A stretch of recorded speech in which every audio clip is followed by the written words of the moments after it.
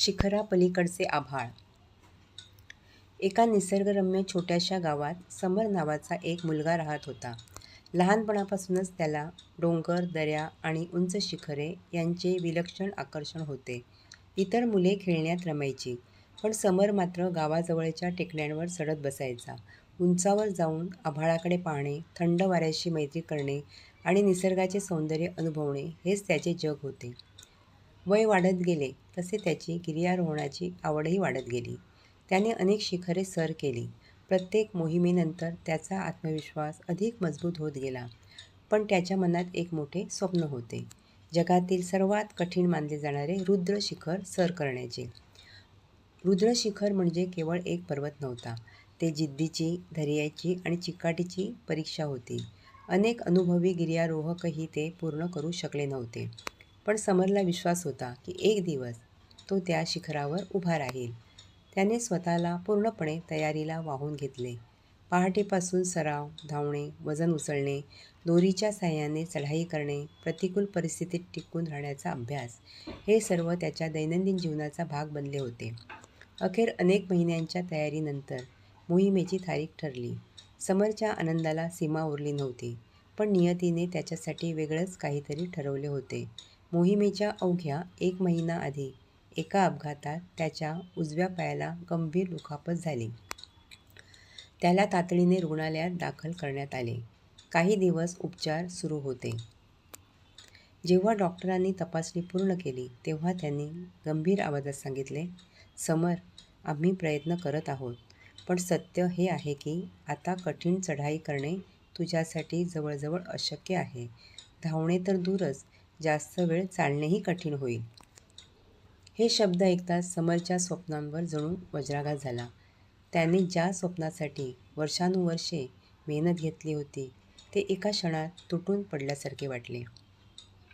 घरी परतल्यानंतर तो खूप शांत झाला. पूर्वीसारखा हसत नव्हता. दिवसभर खिडकीजवळ बसून दूरवर दिसणाऱ्या डोंगराकडे पाहत राहायचा.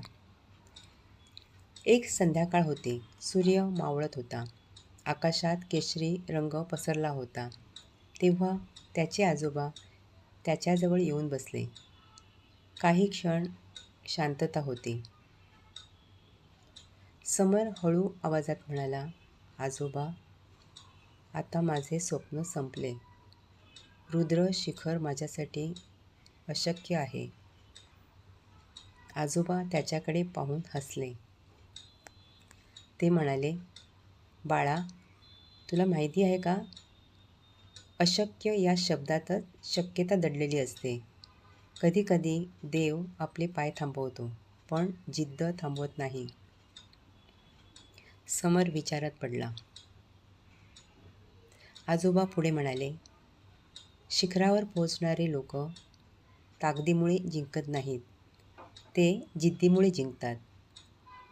तुझा पाय जखमी झाला आहे, पण तुझे मन अजूनही मजबूत आहे."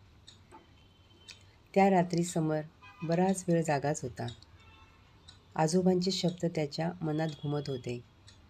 अशक्य या शब्दातच शक्यता दडलेली असते.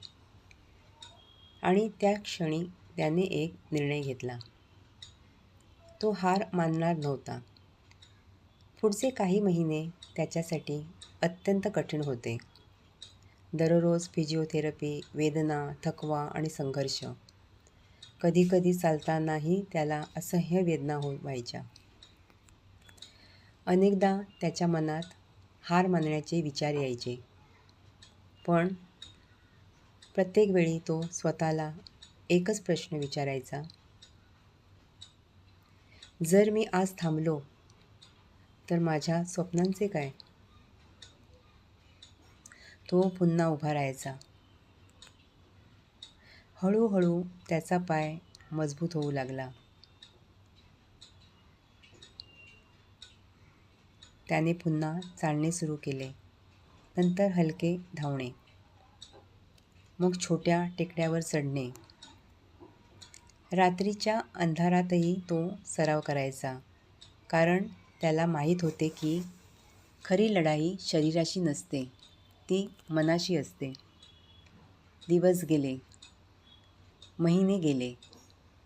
आणि अखेर 2 वर्षाच्या कठोर तपश्चर्येनंतर तो दिवस उगवला. समर पुन्हा एकदा रुद्रशिखराच्या पायथ्याशी उभा होता. यावेळी त्याच्या चेहऱ्यावर भीती नव्हती, त्याच्या डोळ्यात निर्धार होता. चढाई सुरू झाली.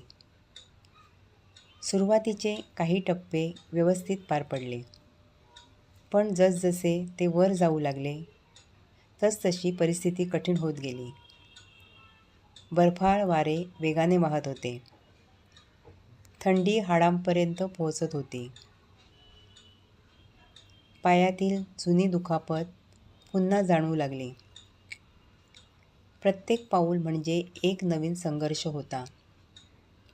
अचानक एका अरुंद कड्यावरून जात असताना त्याचा पाय घसरला. तो काही फूट मागे सरकला. क्षणभर सगळ्यांचे हृदय थांबले. त्याच्या सोबत्यांनी त्याला सावरले. एक जण म्हणाला, समर, पुढे जाणे खूप धोकादायक आहे. आपण मागे फिरूया. क्षणभर समर शांत राहिला. त्याच्या मनात वेदना होत्या, थकवा होता, भीतीही होती. पण त्याच वेळी त्याला आजोबांचा आवाज आठवला. पाय थांबला आहे, तुझी जिद्द नाही. समरने खोल श्वास घेतला. त्याने संपूर्ण ताकद एकवटली आणि पुन्हा एक पाऊल पुढे टाकले. मग दुसरे, मग तिसरे. रात्रभर संघर्ष सुरू राहिला आणि अखेर पहाट झाली. सूर्याचे पहिले किरण क्षितिजावर पसरू लागले. समरने शेवटची काही पावले टाकली आणि पुढच्या क्षणी तो रुद्रशिखराच्या सर्वोच्च टोकावर उभा होता. त्याच्या हातात देशाचा झेंडा होता. डोळ्यात आनंदाश्रू होते.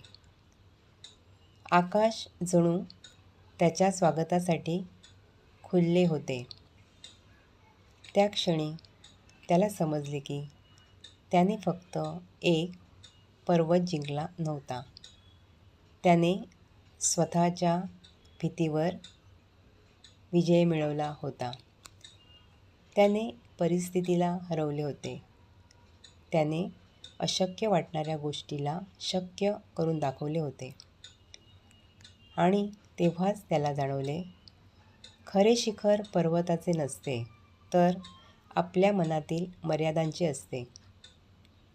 जो माणूस त्या मर्यादा पार करतो, त्याच्यासाठी शिखरापलीकडेही एक नवीन आभाळ उघडे असते.